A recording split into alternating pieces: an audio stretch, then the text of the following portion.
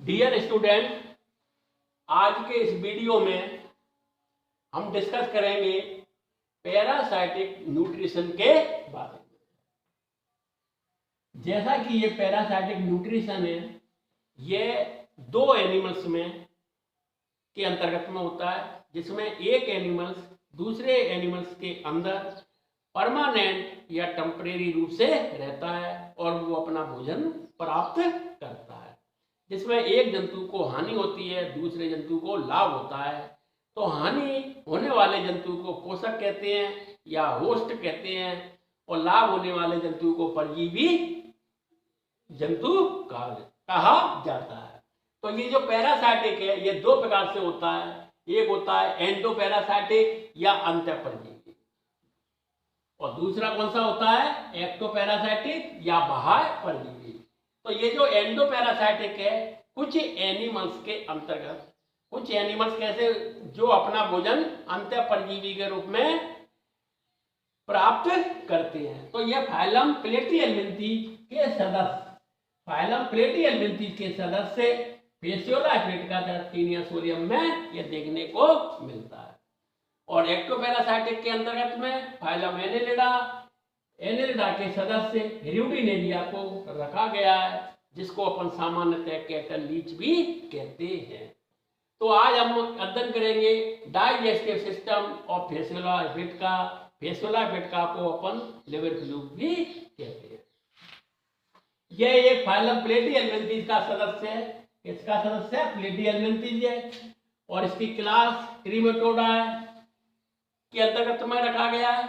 Fasciola एपिटका के अगर हम इसका एक्सटर्नल स्ट्रक्चर्स के बारे में पहले देखते हैं, तो ये जो फेसियोला एपिटका है, ये एक लीफ लाइक स्ट्रक्चर से एक पत्ती के समान होता है। दूसरा, ये कैसा होता है, एंडोपैरासाइटिक, और ये कैसा होता है, डाइजेनेटिक होता है। इसका प्राइमरी होस्ट सिप है भेड़ की, ये लिवर की बाइल डक्ट में पाया जाता है, और सेकेंडरी होस्ट इसका स्नेल या घोंघा है।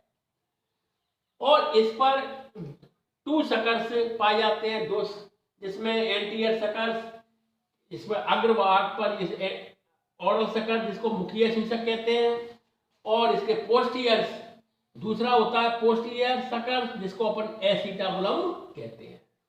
और ओरल सकर्स और एसिटाबुलम के बीच में गोनोपोर्स पाया जाता है, गोनो। और इसके पोस्टीरियर सतह पर एक्सक्रीटिव पोर्स पाया जाता है।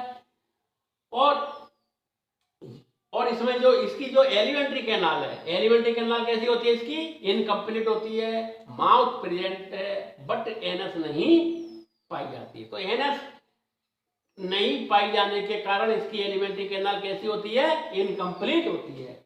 तो अब हम अध्ययन करेंगे इसकी एलिमेंट्री कैनाल के बारे में। तो इसकी जो एलिमेंट्री कैनाल है कैसी है, इनकम्प्लीट है, और इसमें कुछ पॉइंट्स पाए जाते हैं। तो पहला सब प्रथम है माउथ है, माउथ के बाद में फेरेंक्स है, फेरेंक्स के बाद में ईसोफेगस है, ईसोफेगस के बाद में इंटेस्टाइन है, और इंटेस्टाइन के बाद में फूड एंड फीडिंग है, और लास्ट में ये डाइजेशन है। तो माउथ हम ये देखें, ये जो माउथ है, तो इसके एंटीरियर सतह पर एक ओरल सकर्स पाया जाता है, जिसमें ये जिसको अपन क्या कहते हैं, मुखीय सूचक कहते हैं। और मुख्य किसमें ओपन होता है, फेरेंक्स में ओपन होता है, जो एक मस्कुलर टाइप का होता है, जिसमें ये फेरेंजियल ग्लैंड पाई जाती हैं। और ये जो फेरेंजियल ग्लैंड, ये फेरेंक्स है, नीचे की ओर ये सक्रिय नलिका में ओपन होता है, जिसको अपन क्या कहते हैं, ईसोफेगस कहते हैं, ईसोफेगस। अब ईसोफेगस के बाद में आता है इंटेस्टाइन। तो ये जो इंटेस्टाइन है, ये दो शाखाएं राइट एंड लेफ्ट में, ये दो शाखाओं में बटा होता है, राइट एंड लेफ्ट। और ये संपूर्ण सतह पर, इसकी संपूर्ण लंबाई पर, इसके दोनों ओर कई शाखाओं में ये कई शाखाएं निकली होती हैं। ये कई शाखाएं देखो ये निकली हैं, जिसको अपन क्या कहते हैं, डाइवर्टिकुली कहते हैं। अब इसका जो फूड एंड फीडिंग है के बारे में अध्ययन करें, तो ये किस प्रकार से ये भोजन ग्रहण करता है। तो ये फेसियोला एपिटका के जो भारी सतह है, इस पर एक सुरक्षात्मक आवरण पाया जाता है, इंटेग्यूमेंट।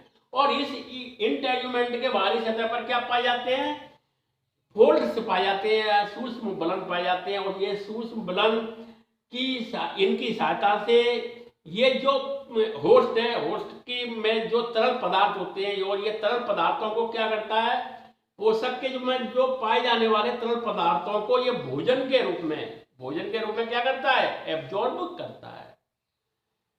और इसके बाद में ये जो ओरल सकर्स जो बाइल डक्ट, ओरल सकर्स से जो पोषक की में पाए जाने वाले जो पोषक की जो बाइल डक्ट की ये दीवारों से ये बाइल तथा ये ब्लड तथा ये लिम्फ को कलेक्ट करता है, और वहां से ये डायवर्टिकुली, और वहां से ये कहां पर, ये डायवर्टिकुली में ये भेजता है। तो ये इस प्रकार से ये फूड एंड फीडिंग करता है। और इसमें जो डाइजेशन है, फेसुला एपिटका में जो डाइजेशन है, तो वो कैसा है, इसमें एक्स्ट्रा सेलुलर पाचन होता है, और दूसरा इसमें जो इसका जो डाइजेशन है वो इंटेस्टाइन की जो कैविटी है उसमें कंप्लीट होता है। जो इंटेस्टाइन की जो कैविटी है उसमें जो डाइजेशन है उसमें कंप्लीट है, तथा बारकोस की पाचन पाया जाता है। और जो डाइजेस्टिव फूड है, यानी कि जो डाइजेस्टिव जो फूड होता है वो डायवर्टिकुली तथा मीजन कोशिकाओं में वो क्या कर दिया जाता है, डिफ्यूज वितरित कर दिया जाता है। और जो अतिरिक्त भोजन होता है वो जैसे कि ग्लाइकोजन है और फैट्स है, वो शरीर की सामान्य सतह के द्वारा एब्जॉर्ब कर लिया जाता है, तथा और जो अपचित यानी कि जो नाइट्रोजिनोस एस्क्रिटी बेस्ड मटेरियल्स होता है वो पेरन कोशिका में डिफ्यूज कर दिया जाता है। तो इस प्रकार से ये पैरासाइटिक न्यूट्रिशन तथा ये डाइजेस्टिव सिस्टम ऑफ फेसुला एपिटका के बारे में था। तो आप इस वीडियो को अच्छी तरीके से देखिएगा। Thank you very